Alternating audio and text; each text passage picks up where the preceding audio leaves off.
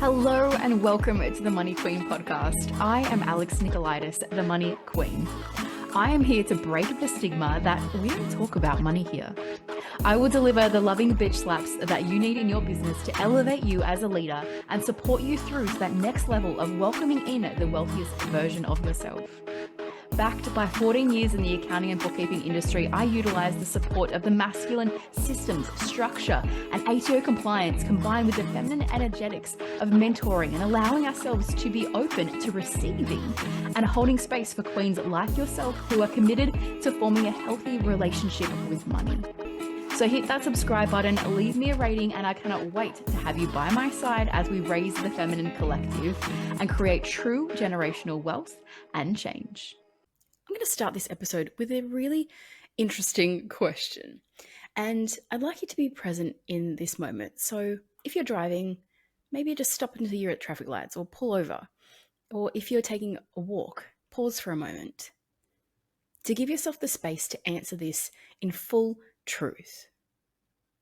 Are you still in love with your business? Are you? Whatever the first thought that came to your mind, that is your truth. That is your gut instinct. So depending on the answer to that question that I just asked you right now, and the first thought that came up, I want you to be really present in this episode and be aware of what's happening right now and what you get to do moving forward, what you get to choose moving forward. Because this episode may change your life. You're welcome. So, how to notice that you're out of love with your business? You actually accepted what your answer was just now and didn't choose to accept the second or third or fourth comments of, no, I've been doing this for such a long time. It's just what I do. I've always been doing it for so long. It's just so easy for me. Yeah, those all things may be true. But are you still in love with it? Have you fallen out of love with your business? Right? What's a few couple of steps to, if you have fallen out of love with your business, to fall back in love with it? And I'm going to notice that language that I use right now.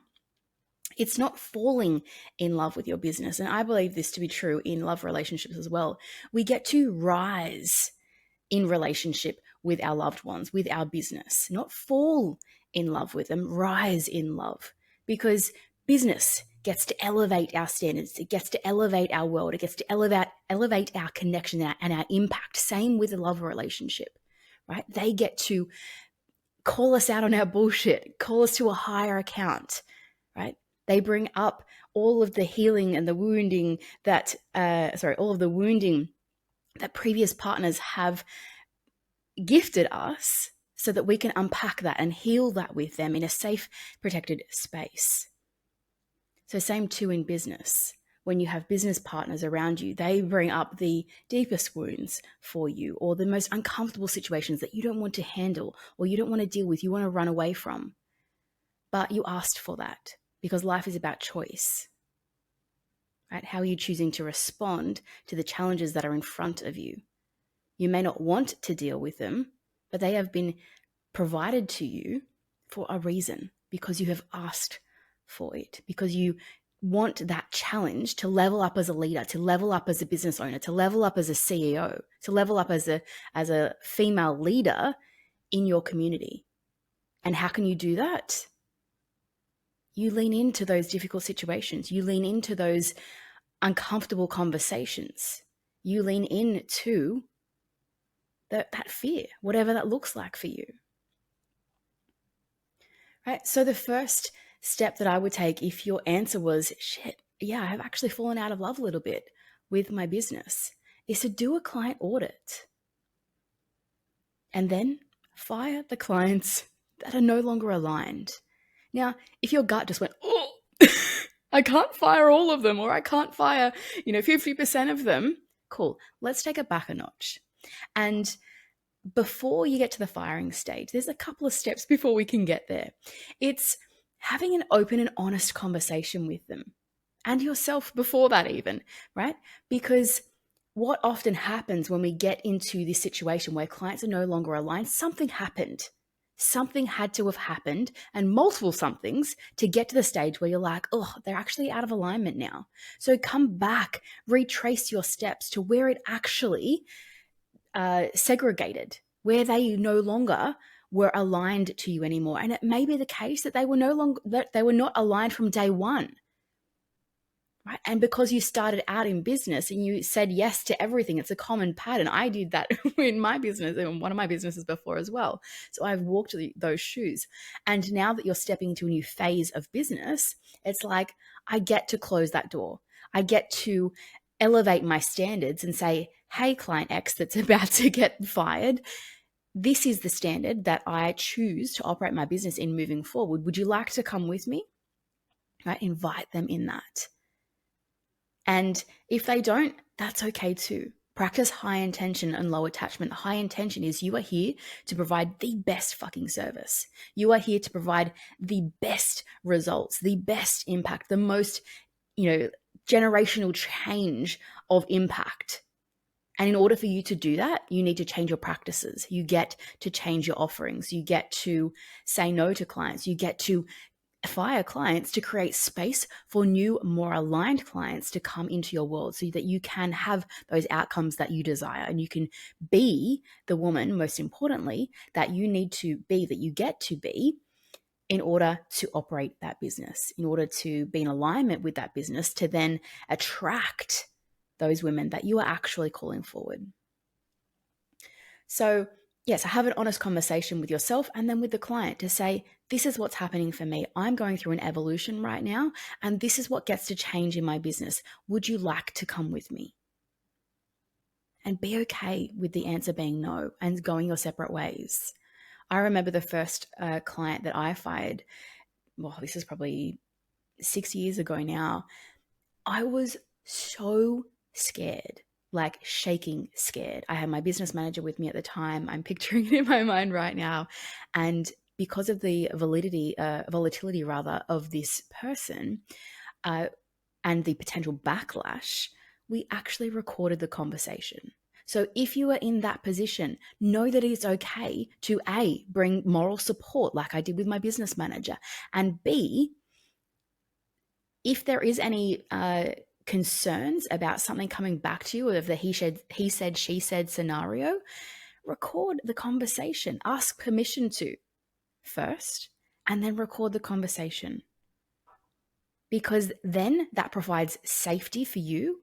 That provides that masculine structure, the support, so that you can then be in your feminine when you're delivering the message, when you're delivering that honest conversation. So you don't need to be in your masculine and be like, this, and this. This is how I'm moving forward, and this is what I want to do. And if you're not on board, then fuck you, right? You can actually come from a really powerful feminine space and tell them, this is what's happening in my world.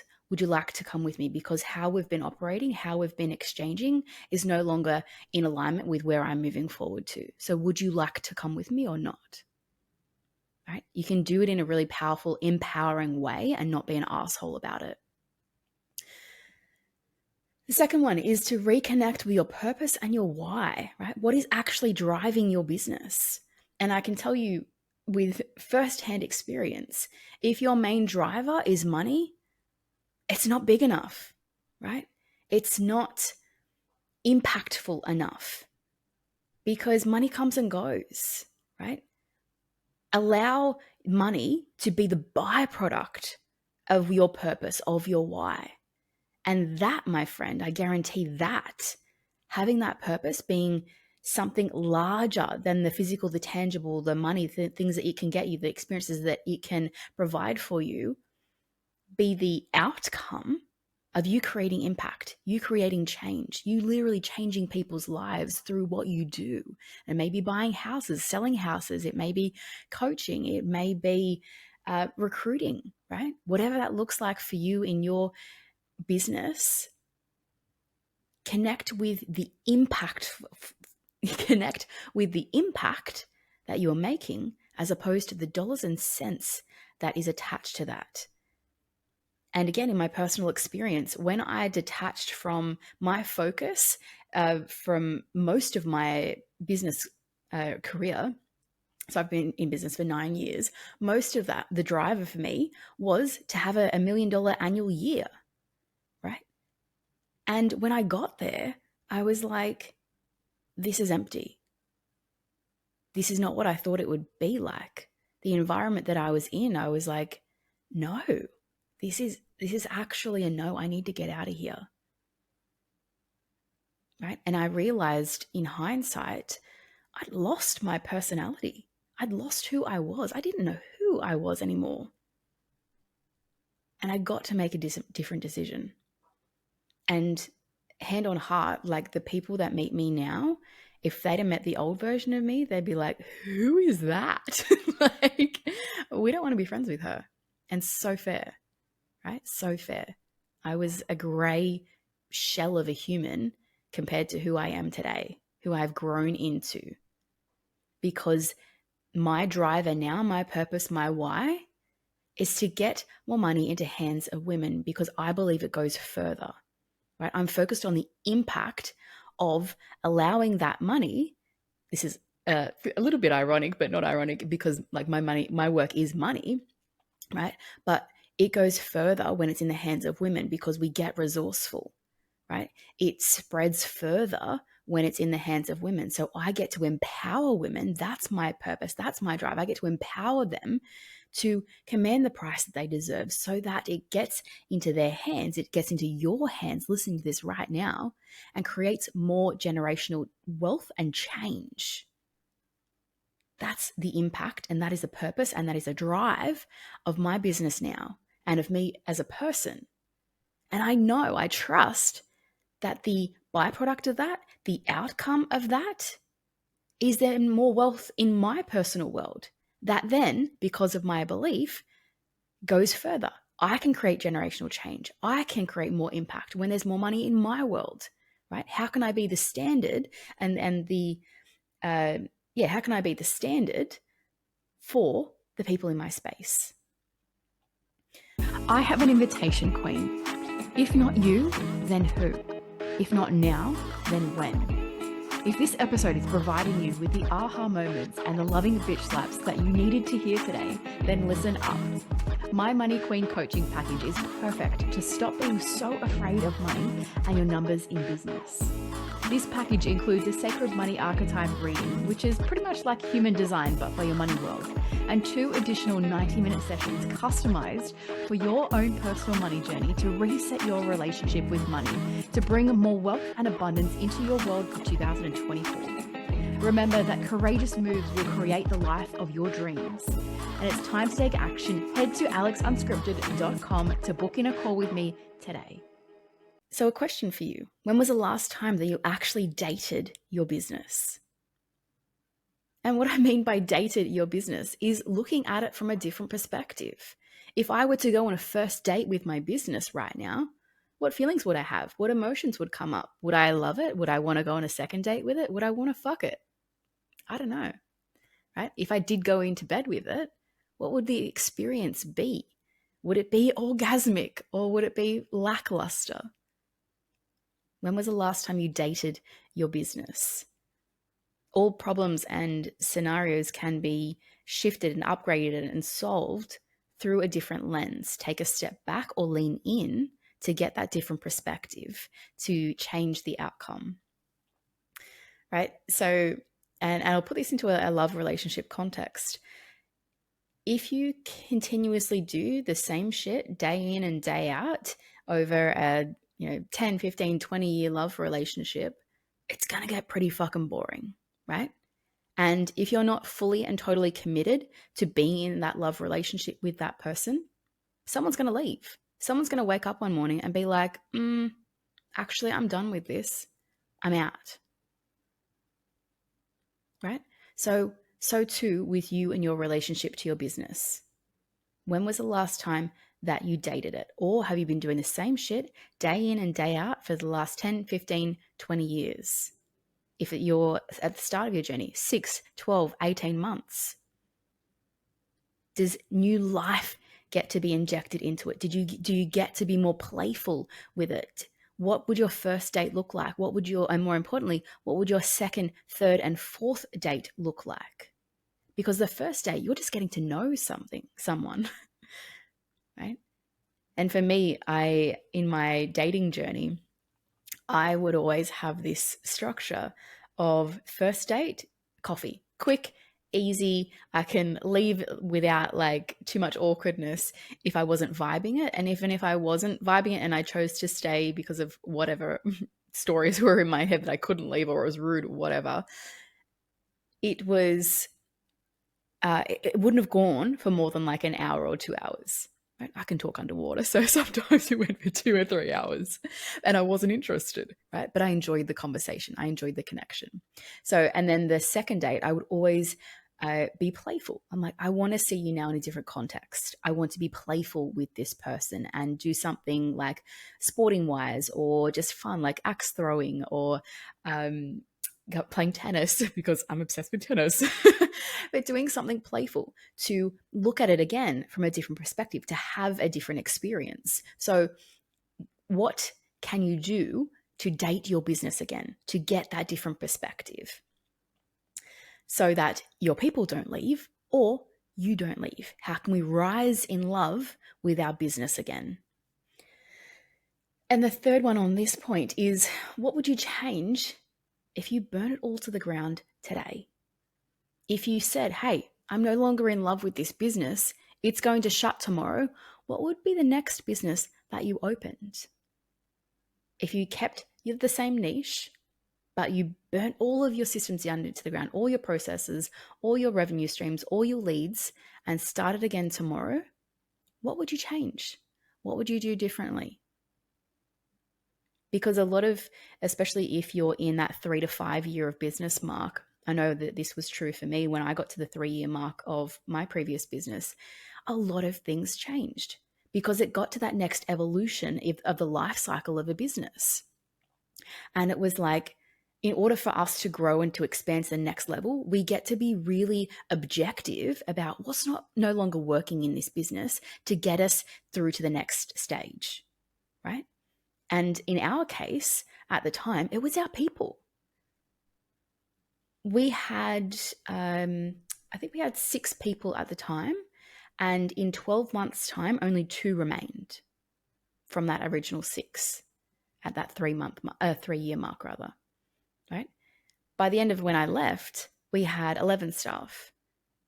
So often it's the things that you're like, oh, that's just been there for forever. That's fine, right? Or with people, oh, it's just easier for them to stay because I couldn't be bothered training anyone, or I don't have the time to train anyone. If your people are lackluster, if they're part of the furniture and they're not repainting themselves, if they're not refurbishing themselves, i.e. getting personal development, challenging themselves, asking for, more difficult challenges, then that's going to be a reflection of the business and how healthy that business is. So, and if that's just one individual person, times that by 6, what do you get? A very lackluster business, a business that you can easily fall out of love with. So, what would you change if you burnt your business to the ground today and started up again tomorrow? Some change is very difficult, like letting go of all those staff. Or I didn't let them go, but it was a awareness to go, ooh, actually they need to leave. And how do we move the business forward in order for that to happen?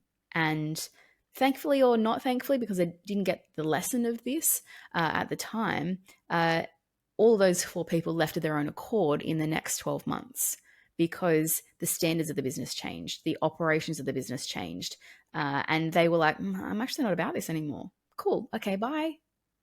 Right? High intention, low attachment. The high intention was this business is on a growth trajectory and this is where it's moving forward to. And low attachment of, if this is no longer in alignment with what you want, talking to the employee here, you get to leave. That's okay. It's okay. Bye. The next point in how to rise in love with your business again is, are you overworking or over delivering? Right? What actions do you get to take to shift this energy to get a different outcome? Because if you, again, are doing the same thing, shit in, shit out, and are just like, oh, this is just what I have to do. No, it's not. If you have too many clients on board your schedule right now, you don't have to service all of them. There are more operators. And also, too, there are more clients. So if you are overworking and perhaps not charging enough for your services or over-delivering because of your people-pleasing tendencies, that gets to be reevaluated, right? That gets to change. You get to realize what's not working for you anymore, have a difficult conversation, and change your reality. Because we are the drivers of our own reality. It's difficult to change. Absolutely it is. However, we are still the drivers of that. So as a closing point to this episode, when you rise in love with the upgraded version of your business, this will then drive the outcome of increased money flow, of new money flow. Because what do we know about money? Money is energy. And if we bring new energy into our business, then new money will also flow through with that as an outcome, as opposed to having money be the focus of our desires, of our drive, of the why of our business, right? Allow your drive and your purpose and your why to be bigger than the money, and allow the money just to be a byproduct of the impact that you are making.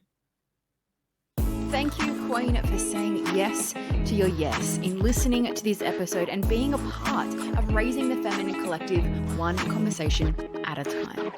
Remember to share this episode with your business besties and join me in breaking the tabooness around having money conversations. As always, if you have enjoyed this episode, please rate, subscribe, and share this on your social media, remembering to tag me in it to help this conversation go further, which creates a bigger ripple effect.